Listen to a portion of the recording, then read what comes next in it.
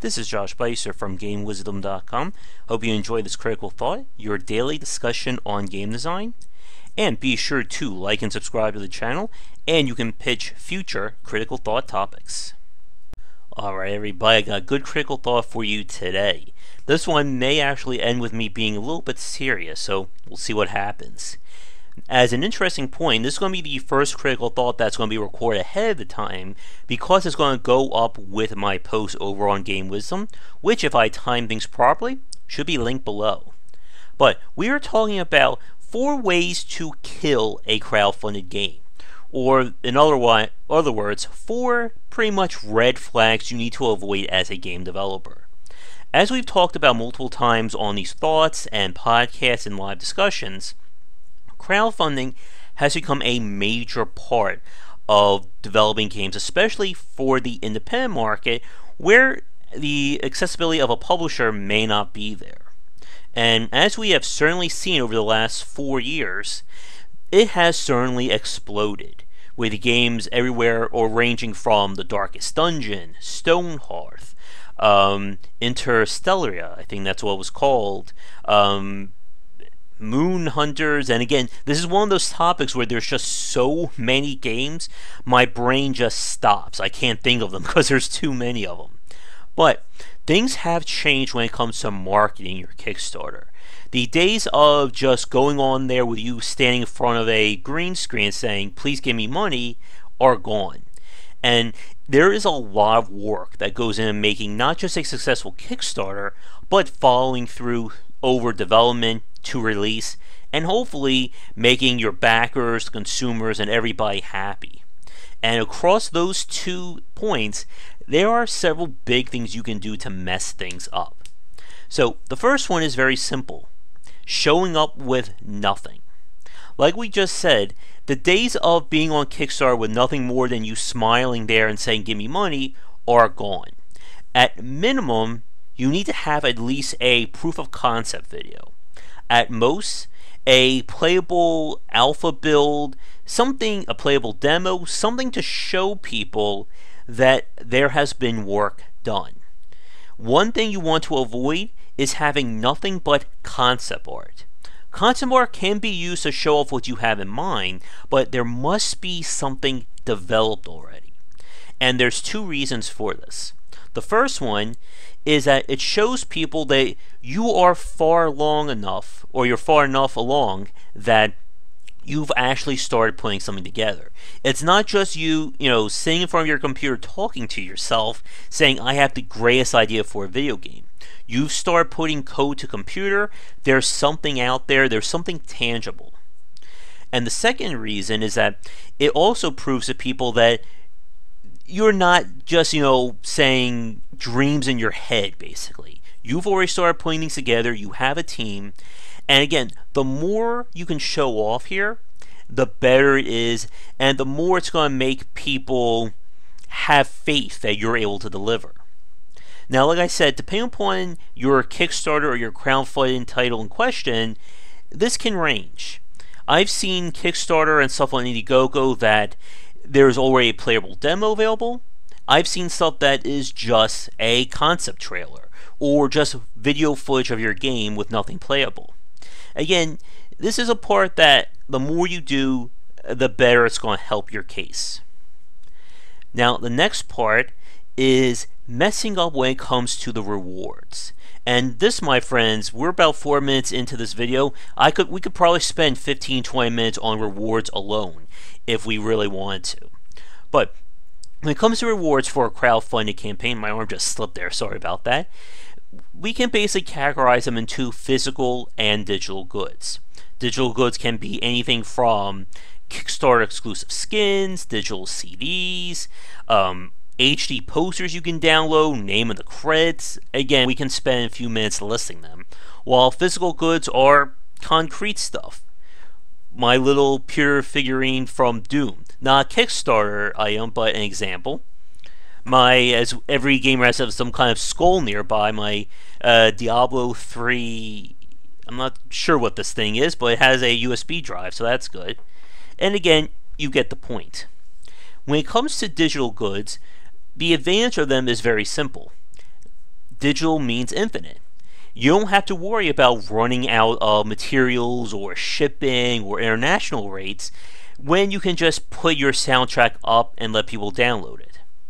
Now, with that said, though, there is the ever pressing topic of Kickstarter exclusive content.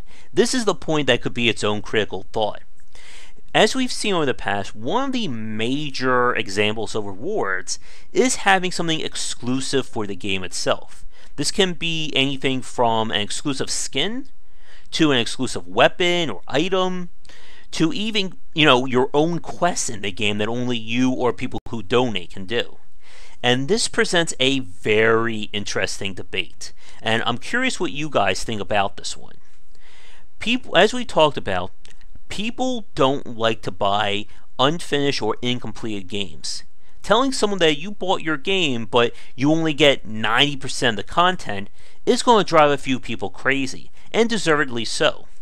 And one of the issues with Kickstarted or crowdfunding exclusive content is the fact that you will always have people who will miss out. My big example for me would be the Darkest Dungeon, and I missed out on the Arbalest exclusive skin because I didn't have the extra money at the time to pay for it. And then there are people who came into the game late who are like, wait, there's this content coming? Well, I won't pay for it. But it was only made available to Kickstarter backers. And that kind of pisses people off. And like I said, it is deservedly so. So my question for you folks watching this is, what do you think about that? Do you think Kickstarter exclusive rewards like that are fair play? Or do you think there should be like a clause or an agreement that at some point this content should be made available to people outside of it? I'm the fan of the latter. I think if someone is more than willing to give you extra money for something exclusive or for more content, I say let them do it.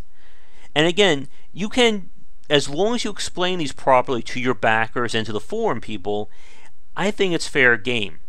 Again, like with the Darkest Dungeon example, I know there's probably still a few threads on their forums on Steam with people saying, when can I get the Arbalest skin? Or why can't I unlock this? There's a game that came out a few months ago, a submarine game. I'm sure if El Gordo, one of the regulars on the channel, is watching this, he probably knows the name of it. And the game had exclusive, it was like a specific class of submarine that you could only get if you donated to the Kickstarter. Now that is a very fine line you have to walk. When you introduce gameplay exclusive content that is exclusive to backers. And again, no matter how well you advertise this, no matter how much you give people a heads up, there will always be someone who misses. So, now the other part of this is the physical goods side. And again, this could be its own critical thought. For those of you who have never dealt with shipping things international or manufacturing physical goods, this can be a nightmare in of itself if you don't do the proper research. I've spoken to developers in the past, including, I believe, Anthony Conta and Greg Johnson, who's working on the Toe Jam and Earl remake, and for both of those casts, we talked about the logistics and challenges of physical goods. And again, as a game developer, you're probably not thinking about this stuff. But trust me, this can come back to bite you in a big way. And it doesn't matter if we're just talking about like little buttons with your name on it to, statues that are like this big of, the protagonist of your game. There's a lot that can go into this, and I'm going to just start listing some of the questions that they told me about and some of the ones that have come up. So let's go through this. First, how many of these items are you going to make? What materials are you looking to make them out of? Again, different materials have different costs, different weights, and of course different availabilities. Who's going to manufacture this? Obviously, you're not going to have your own manufacturing plant at your studio, so you need to go and look elsewhere. Then, speaking about that, how am I going to get these goods? Are they going to be shipped to me or to a distributor?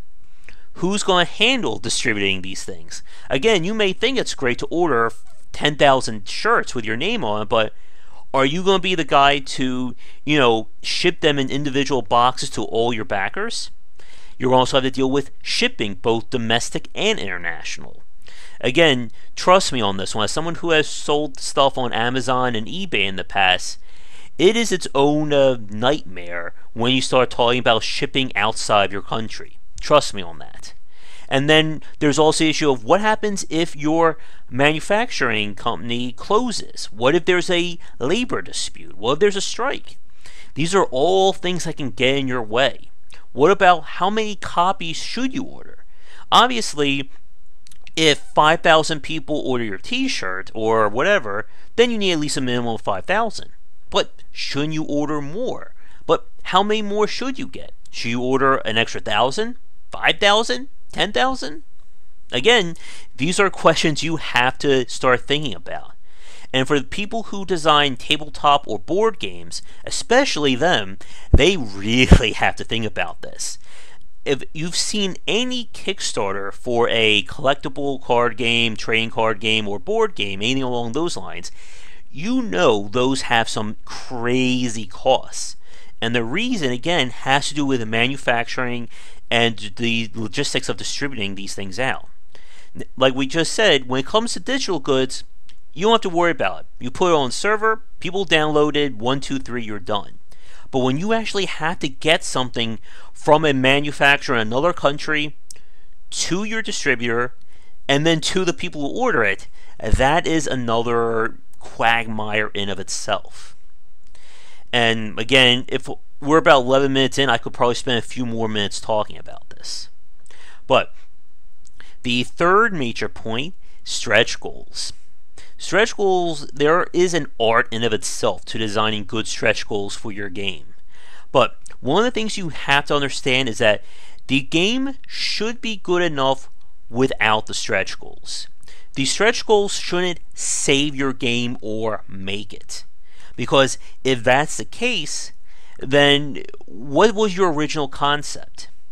But on the flip side of that, you have to worry about having too many goals that will just create this massive game that you weren't planning for. And a major part of today's critical thought, or the phrase of the day, is project management. Being able to understand the work and effectively estimate the time and money that goes into these projects is a very critical and, for most part when it comes to game development, understated or underappreciated talent. But if you're an indie developer who's especially trying to make their first game with Kickstarter or Indiegogo or whatever, this is a vital skill to master. And when it comes to stretch goals, like we said, there is a fine line between goals that are just crazy for your game to those that make it better. Because obviously anything you add to your game is going to make it better. If your game only has 5 levels and your next goal gives it 2 more levels, well, people are going to get 2 more levels and your game's going to be bigger. But let's say one of your stretch goals is something like, let's add multiplayer to our game. Or let's do porting to all of our platforms. Or, let's add in VR. We haven't looked at VR yet, but I'm sure it won't be hard, right? Again, if you don't take the necessary steps to plan this out and research it beforehand, this can come back to bite you in a big way. Because remember, every goal you add is more time and more money that has to be put into your project. That's the other part. Don't put goals on there that the cost doesn't compare to it. Such as saying, well, for $500 more, we will add complete voiceovers to every character in our game, and we're going to get professional voice actors, and it's only going to cost $500. And again, going back to porting, if someone says that they will be able to port their game to every platform for like $500, give them a metaphorical slap in the head if they ever try and do that. But again, the point is, when it comes to these goals, they are to make what you already have better. The base game should be solid enough to get people to donate. Because if it isn't, then you have a failure from the word go. And we can probably look, if we look deep enough, we can probably find examples of Kickstarters that went, stretch goal crazy. Planetary Annihilation, I think, was a really good one that They hit every one of those goals, and I think it just overwhelmed them in terms of all the new content they had to add. A great example of a developer who saw this and did the necessary compensation for it would be Harebrained Schemes. When they did their goals for Battletech and for their other titles, when I spoke with one of the co-founders, he talked about how they estimate their projects with an 18-month development cycle. And they don't want to add goals that will add more to that. So they basically do the necessary planning beforehand, and the goals they have in mind are those that are nice to have or those that they've already thought of, but they're not going to turn this game into a 5-year or 4-year project, stuff like that. Now, with that said, it's time to get to the big one. And this is one that makes me very angry when I hear about it. This is shortchanging your Kickstarter or shortchanging your goals. So what does that mean? For those of you who, by some strange circumstance, haven't heard of crowdfunding yet, here's the basic foundation of any crowdfunded platform. You either will make 100% of what you're asking for, or you're going to make zero. If your goal is $50,000 and you raise $49,999, you're going to get zero. And as we all know, the more you ask for, the harder it's going to be to get. I mean, that's basic economics. If I want to make a game and I say I need $500,000, it's going to be a lot harder than if I were to say I want to make this game, but it's only going to cost $100,000. And because of this, there are developers out there who have shortchanged their Kickstarter goals or their projected amount of money they need.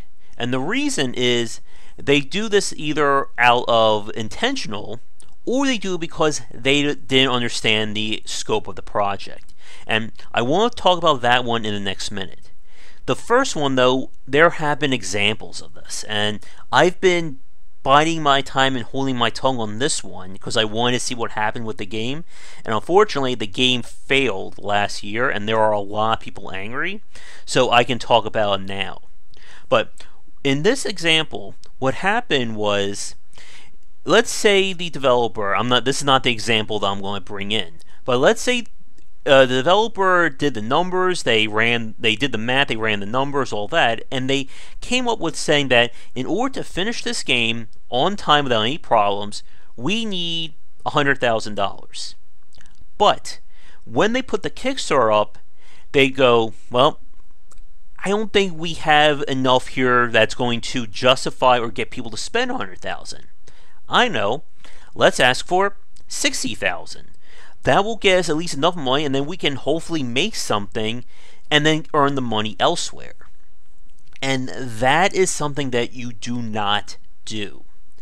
First off, it's basically betraying the backer's trust. You're saying you can make your game for $60,000. Well, they're expecting this game to be made for $60,000. If you don't tell them, well, we asked for 60, but we really needed 100, how is that fair to them? And the other point about this, as anyone who's worked on a game will tell you, game development is not an exact science. And I'm going to be posting the post of our Game Wisdom on Gamma Sutra, so for those of you who are watching it there, hello, but I have a question for you. How many of you who are watching this video right now who have worked on and released a successful game have ever worked on a game that came in under budget, ahead of schedule, with no problems whatsoever during the entire development? Let me know. I would say I would sit here and wait, but if I do that, this video will just be me, staring at the screen for the next 30 minutes. But like I said, that does not happen when it comes to game development. Even the best games, the best teams, whatever, will always take a little bit more time. And no matter how good you are at estimating it, chances are you're going to run a little bit over. With Shovel Knight and Darkest Dungeon, they were both very successful, both on Kickstarter and after release, but they still spent a little bit more time in early access or in development to make sure that everything was perfect. Now, if they only asked for half the money they actually needed, what would happen if they had to develop the game for another few months? and there's no money to pay people. Now, in some cases, if you're passionate enough, people will, work through that. But you can't ask people to work for 6 months, a year, and say, well, we can't pay you right now. Can you come back when this game is done? They're not going to do that. And when you shortchange your Kickstarter like this, or shortchange your crowdfunding campaign, it basically sets you off, or basically starts you off with a ticking time bomb. It's like building a boat, getting it halfway done and then launching it, and then saying, oh, we'll finish the boat while it's sailing and hopefully it won't sink. And the example that I want to talk about is from the game Artisans. Now, I haven't talked about this one before. We've had the lead designer on several times during our first and second year of doing the podcast. And what happened was they had a Kickstarter up for $30,000 to make this game. And they hit it, everything was good. They actually went over. And I'm actually bringing this back up on my end just so I can double check the numbers here. Yeah, so they were asking for $30,000 from the campaign, and they hit $52,000. Now, if you were a backer or you saw this from the outside, you would think, well, that's great. They got a little over $21,000 more than what they needed. Here's the point, though. They actually needed more money when they did the initial scoping of the project out. And the $50,000 wasn't even coming close, or it wasn't making the amount that they estimated. They were basically having these plans to get money elsewhere. So the initial project of $30,000, that wasn't going to fund the game. It was going to give them enough money to either A, earn enough through the stretch goals. They were really banging on the stretch goals to bring in more money, or B, to earn the money either through early access sales or to get an angel investor or publisher interested in the title. The problem, of course, is they never told anyone about this. So what ended up happening is that, just like with any game development, they ran into problems, and I'm not going to talk about those here, obviously. But those problems pushed a game back that was already underfunded.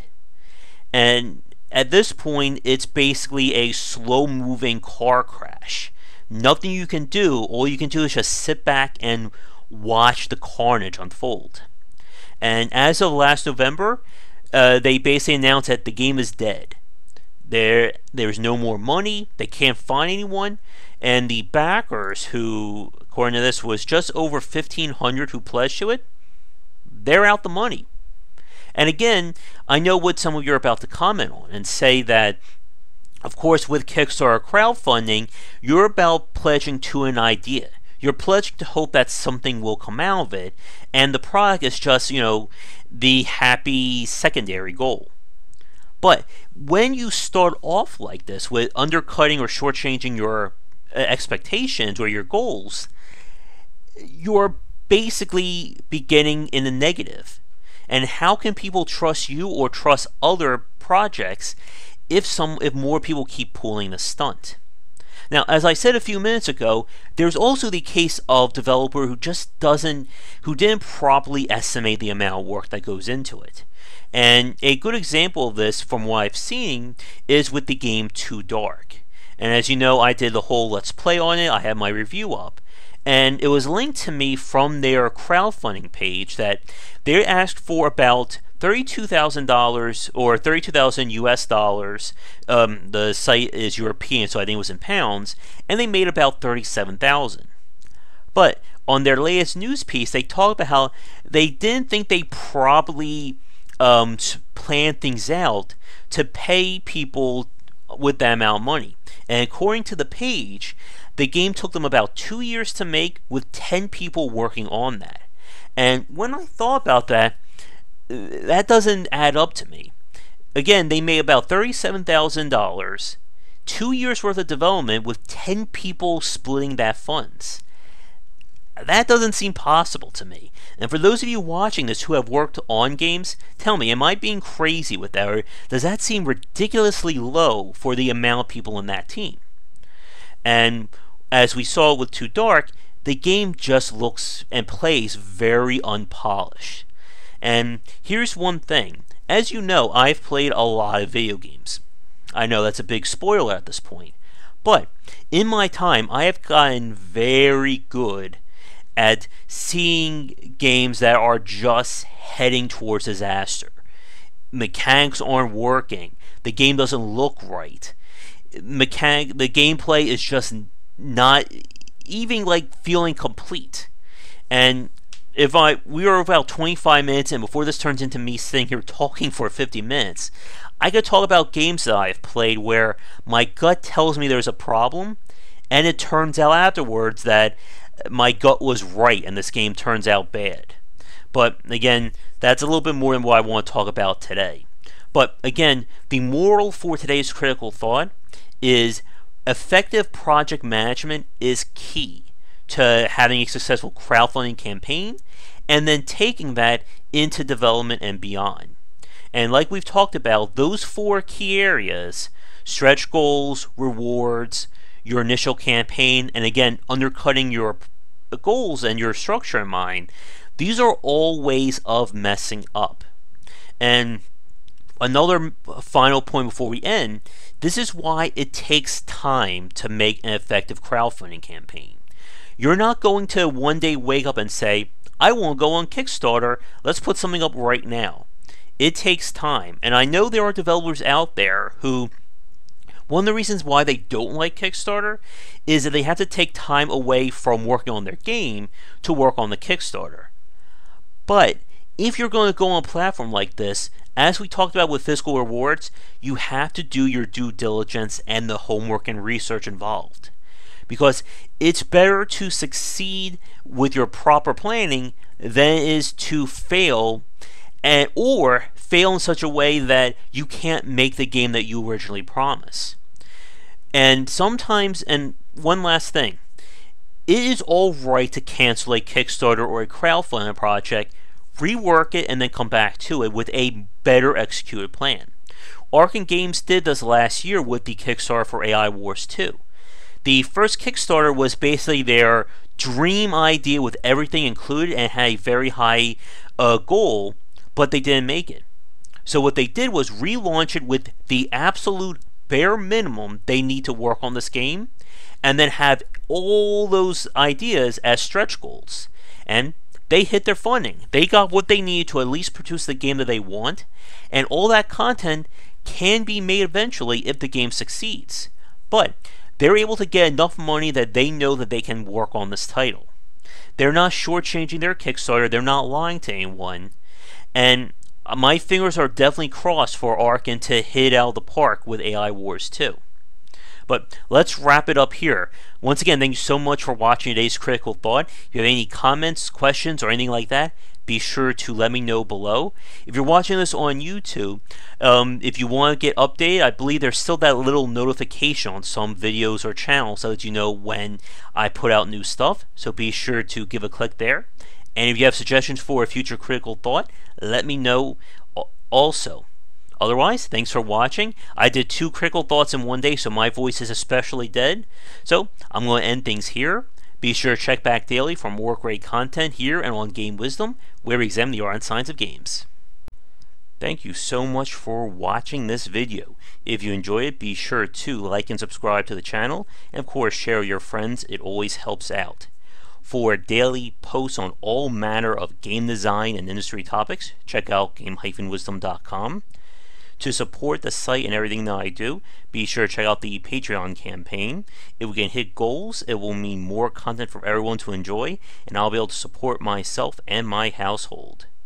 If you want to follow me, you can find me on Twitter at GWBycer for updates throughout the day and random thoughts from me. And lastly, you can find me on Twitch right over there at GWBycer for daily streams most nights around 10 Eastern. Thanks again for watching the video, and be sure to check out more great content coming to the Game Wisdom channel real soon.